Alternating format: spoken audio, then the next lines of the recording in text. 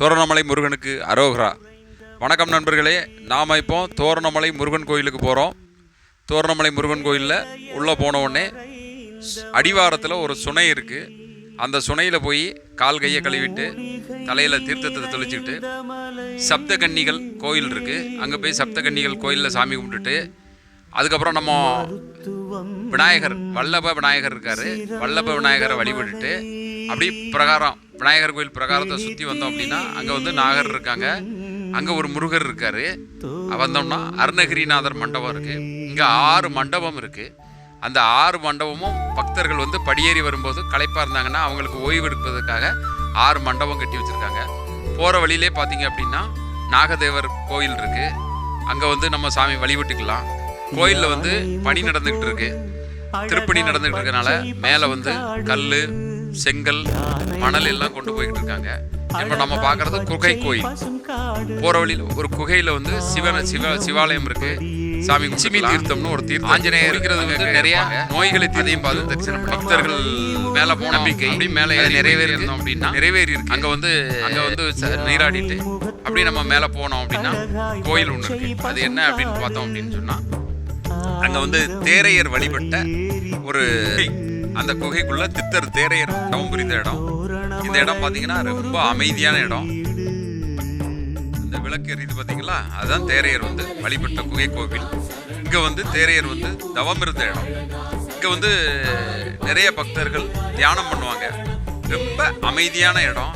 இங்கே தியானம் பண்ணோம் அப்படின்னா நமக்கு வந்து ஒரு வித்தியாசம் தெரியும். ஏன்னா அது தியானத்தை முடிச்சு வரும்போது நம்மள ஒரு வைப்ரேஷன், நல்ல ஒரு வைப்ரேஷன் நமக்கு கிடைக்கும். அந்த தியானம் பண்ண போகிற வழி வந்து கொஞ்சம் குறுகலாக இருக்கும், பாறையை ஒட்டி இருக்கும். அது வழியாக போயிட்டு நம்ம தியானம் பண்ணிட்டு வெளியில் வந்தோம் அப்படின்னு சொன்னால் சிவன் சிலை இருக்குது. அப்புறம் நந்தி தேவர் இருக்கார். அப்புறம் அங்கே ஒரு சுனை இருக்குது. அதை பார்த்துட்டு அப்படியே மேலே வந்தோம் அப்படின்னு சொன்னால்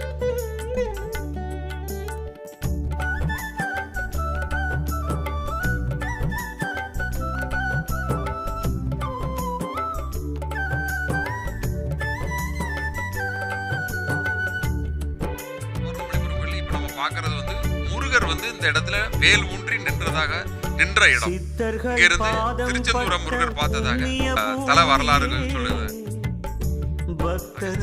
தேரையரும் வழிபட்ட பத்ரகாளி அம்மன், தோரணமலை பத்ரகாளி அம்மன், மலை மேல பத்ரகாளி அம்மன் கோவில் இருக்கு. இங்கேயும் பக்தர்கள் வந்து தியானம் பண்ணுவாங்க. நிறைய பக்தர்கள் இங்க வந்து தியானம் பண்ணி வருவாங்க. இந்த கோவிலை மலை மேல இருந்து பார்த்தோம்னா ஃபுல்லா வந்து பொதிகை மலை தான். பொதிகை மலையை நம்ம எல்லாம் பார்க்கலாம். எல்லா பக்கமும் பார்த்தீங்கன்னா இயற்கை வளம் ரொம்ப சிறப்பாக இருக்கும். பார்க்கறதுக்கே ரொம்ப அழகா இருக்கும். மலை ஏறி மேலே வந்ததுக்கப்புறம் நம்ம மலை ஏறி வந்து அந்த களைப்பு அனைத்துமே போயிடும். களைப்பே தெரியாது, அந்த அளவுக்கு நல்லா இருக்கும். தோரணமலை முருகன் கோயிலுக்கு வரணும்னா நம்ம வந்து ஒரு பாக்கியம் செஞ்சுருக்கணும். அந்த முருகருடைய அருள் இருக்கவங்க தான் வருவாங்க. இங்கே வந்து பணி நடந்துட்டு இருக்கு. கோவிலை சுற்றி மேலே பணி நடந்துட்டு இருக்கு. அதனால கோயிலை சுற்றி காம்பவுண்டு போடுறதுக்கு, மற்ற சுற்றுப்புற சுவர் கட்டுறதுக்கு வேலை நடந்துகிட்டு இருக்கு.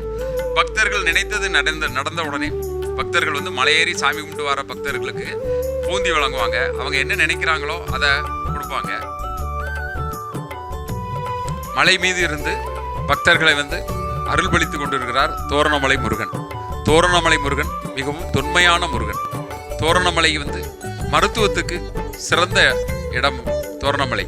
தோரணமலையில் வந்து தேரையரும் அகத்தியரும் முதல் முறையாக அறுவை சிகிச்சை செய்த இடம் என்று ஸ்தல வரலாறு சொல்கிறது. அதனால தோரணமலை முருகனுக்கு அரோகரா. தோரணமலை முருகனுக்கு அரோகரா.